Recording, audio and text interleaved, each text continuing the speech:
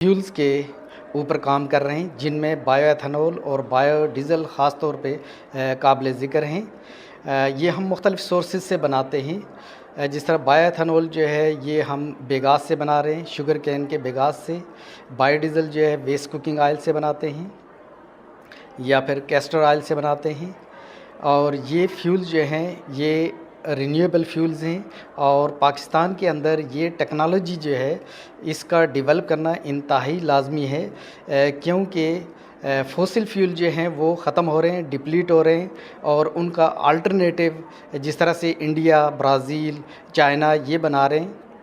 मुतबादिल तवानाई और बायोफ्यूल्स जो है तैयार कर रहे हैं, वो अपनी ट्रांसपोर्ट को मुकम्मल तौर पर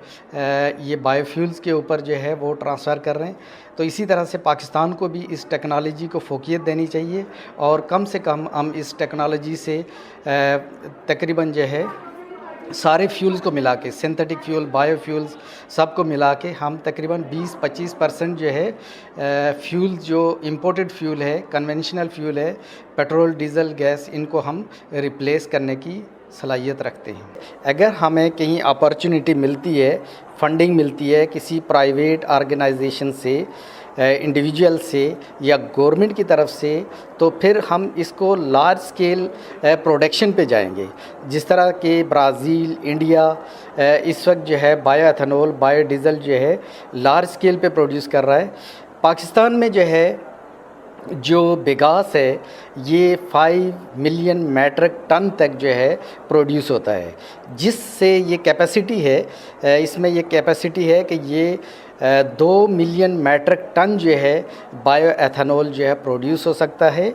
और इससे हम तकरीबन 15% जो है गैसोलीन को रिप्लेस कर सकते हैं। इसी तरह से बायो डीज़ल भी जो है हम लार्ज स्केल पे प्रोड्यूस कर सकते हैं। 5 मिलियन टन जो है वेस्ट कुकिंग ऑयल जो है वो प्रोड्यूस होता है और उससे बायोडीज़ल की प्रोडक्शन है, चूँकि कन्वर्जन रेट उसमें ज़्यादा है, 90% तक कन्वर्ट होता है, तो उसको लार्ज स्केल पे जो है ये टन्स के हिसाब से उसको प्रोड्यूस किया जा सकता है। लेकिन इसके लिए एक बहुत बड़ा सेटअप चाहिए हमें, एक इंडस्ट्रियल सेटअप चाहिए जिसमें बायो एथेनॉल बने, बायो डीज़ल बने, फिर सिंथेटिक फ्यूल्स जो बनेंगे उसमें 3 किस्म के प्रोडक्ट्स जो है बहुत ही कॉमनली बनते हैं। उसमें गैस होगी और पेट्रोल के इक्विवेलेंट्स फ्यूल होंगे और डीज़ल के इक्विवेलेंट फ्यूल्स होंगे। तो इस तरह से ये एक बहुत बड़ी इंडस्ट्री बन जाती है जिसमें आप बायो एथेनॉल मुख्तलिफ़ सोर्सेज से बनाएं, बायो डीज़ल मुख्तलिफ़ सोर्सेज से बनाएं। फिर जो वेस्ट है, ई वेस्ट है, इलेक्ट्रॉनिक वेस्ट है, प्लास्टिक है, टायर्स हैं या मुख्तलिफ़ और आपके इन्वायरमेंट के अंदर जो है वेस्ट जनरेट होता है, उस वेस्ट से हम लार्ज स्केल के ऊपर जो है सिंथेटिक फ्यूल प्रोड्यूस कर सकते हैं। लेकिन इसके लिए ये एक ज़ाहिर लैंड एरिया आपको चाहिए होगा, आपको जो है एक बिल्डिंग का सेटअप चाहिए होगा और फिर इंस्ट्रूमेंटल सेटअप चाहिए होगा। ये सारा मिला के यानी अगर कम से कम 20 करोड़ तक हूँ तो फिर ये इतना बड़ा जो है सेटअप जो है वो लग सकता है, जिससे आप जो है टन्स के हिसाब से जो है बायोफ्यूल्स जो हैं या सिंथेटिक फ्यूल्स आप प्रोड्यूस कर सकते हैं, जो कि अल्टीमेटली जो है जो आपका इंपोर्ट होने वाला फ्यूल है, जो गैसोलीन है, जो डीज़ल है, उसको ये कम से कम 20 से 30% तक जो है कट लग सकता है।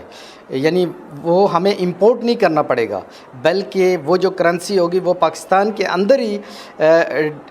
इस्तेमाल होगी और पाकिस्तान ख़ुद प्रोड्यूस करेगा, पाकिस्तान इंडिपेंडेंट होगा, डिपेंडेंस कम होगी और इसके अलावा मैन पावर तैयार होगी